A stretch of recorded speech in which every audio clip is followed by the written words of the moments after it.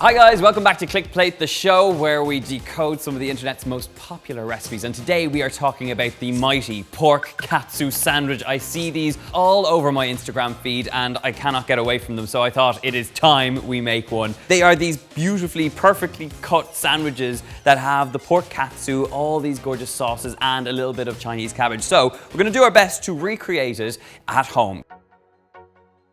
All over town, there has been a new trend making its way around the restaurant scene, and it's the absolutely delicious katsu sandwich, or katsu sando, as they say in Japan. Legend has it that a chef in Tokyo back in 1899 made his version of the schnitzel we know and love from Austria. From there, katsu was created and has been transformed into one of Japan's most loved comfort foods. Today's restaurants now feature this loved-up comfort food that is sandwiched between slices of white bread with thinly sliced cabbage and slathered in a zingy tonkatsu sauce. So I have some pork. I've bashed it out ever so slightly just so that it's a little bit thinner, and we're just going to bread it in some flour, some breadcrumbs and some egg. So first things first, let's crack our egg into our bowl and give it a little whisk up. Now the place where I've had these is not Japan, where they originate from. It is in fact a little restaurant in Los Angeles, and it's one of the most popular places there because they not only do these lovely pork katsu sandwiches, but they also do these gorgeous little egg sandwiches. And like, I haven't had an egg sandwich since I was a kid. Now we are going to bread these up.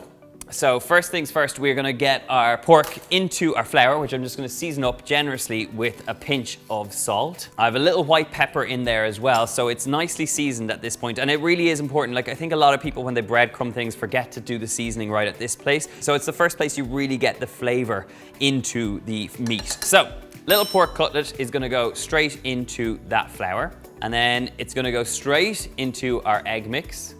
And use one hand for your wet ingredients and one hand for your dry ingredients. Then straight into these beautiful panko breadcrumbs.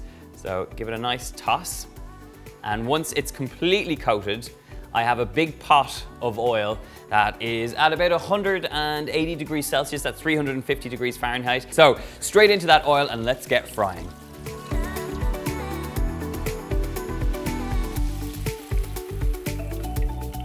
So at this point now, our pork should be looking pretty good and we are in business. Let's have a look at that really gorgeous, sizzling and golden brown and super, super crispy, which is exactly what we're after. I'm gonna drain these out onto a plate lined with some kitchen paper.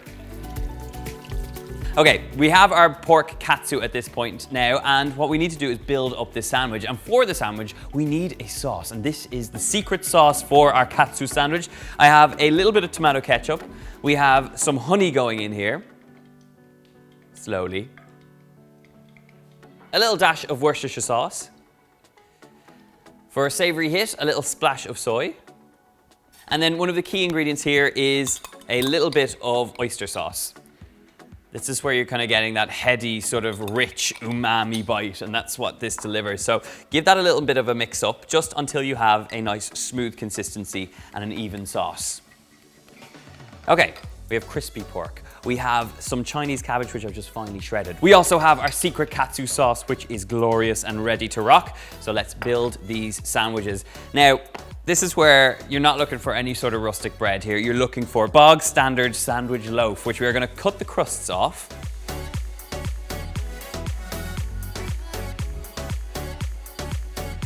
So once you have the crusts off, I'm going to get rid of those, and now it's time to build these sandwiches up. So what we're looking for here is a little bit of that sauce on each and every single one. A nice pile of the Chinese cabbage, and of course that crispy katsu cutlet. So just spread that all the way over the bread. You want every little corner to be coated so that you get that nice savory umami bite. Now, it might look like I'm only using a small bit, but it's quite a salty bite here, so you don't want to go overboard.